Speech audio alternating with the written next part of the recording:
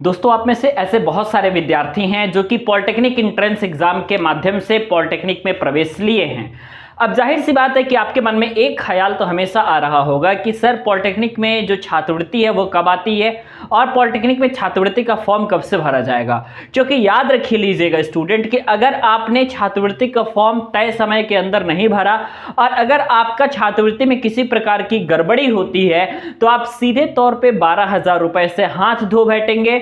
और इसके अलावा अगर आपने हॉस्टल लिया है तो 4,000 रुपए और एक्स्ट्रा आपके नहीं आएंगे, मतलब 16,000 रुपए का नुकसान है। तो अगर आप इस 16,000 रुपए के नुकसान से बचना चाहते हैं ना तो इस वीडियो को कंप्लीटली देखिए और आज मैं आपको पूरा डिटेल एक्सप्लेन करके बताऊंगा कि छात्रवृत्ति कितनी आती है, कब आती है और अगर किसी प्रकार की गड़बड़ी हो गई छात्रवृत्ति में तब उस स्थिति में छात्रवृत्ति आपको कैसे मंगाना है। ठीक है, क्योंकि स्कॉलरशिप जो है वो छोटी छोटी गलतियों के कारण रिजेक्ट हो जाती है।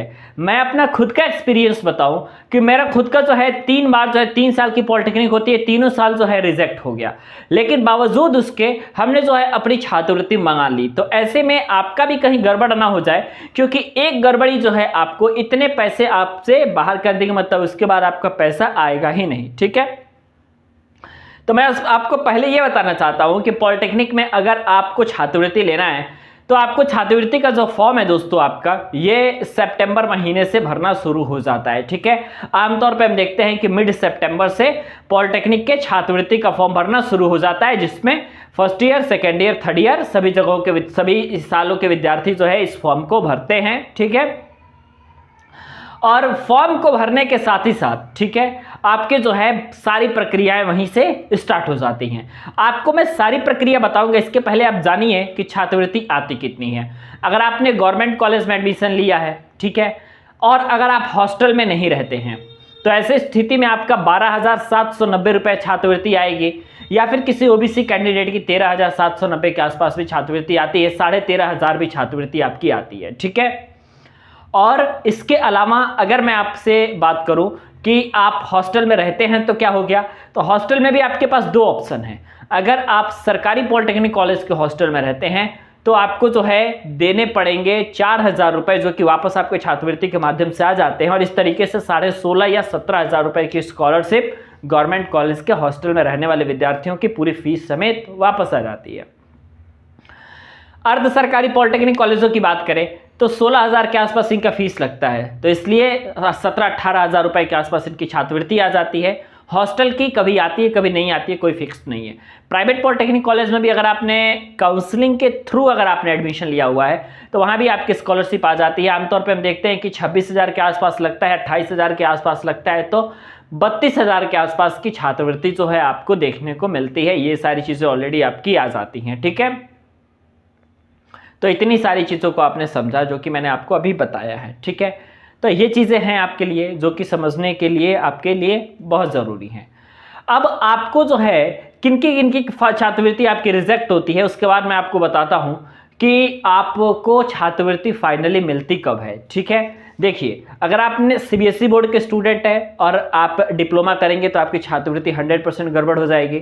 आय जाति निवास, आधार कार्ड, बैंक स्टेटमेंट वगैरह किसी में भी अगर एक रत्ती भर की भी गलती हो गई तो आपकी छात्रवृत्ति रिजेक्ट हो जाएगी।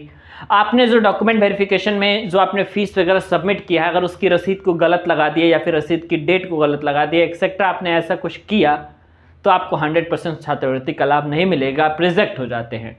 और स्टेटस पे ऑलरेडी आपका लिखता है कि आपका स्कॉलरशिप रिजेक्ट हो गया है। ठीक है, तो ये चीज़ें आपको देखते हुए चलनी है। स्टेटस पे ऑलरेडी आपका लिख करके आ जाएगा और आप इन सभी स्टेटस के माध्यम से आप जो है समाज कल्याण विभाग में जाते हैं।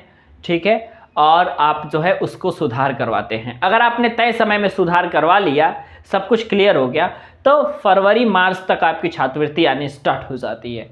कभी कभी जनवरी में भी आ जाती है छात्रवृत्ति। मिड जनवरी से मतलब आना, स्कॉलरशिप आना सभी वर्ष के बच्चों का स्टार्ट हो जाता है। ठीक है, सेकेंड ईयर या फाइनल ईयर के विद्यार्थी हैं तो आपको सिर्फ और सिर्फ रिन्यूअल करना पड़ता है।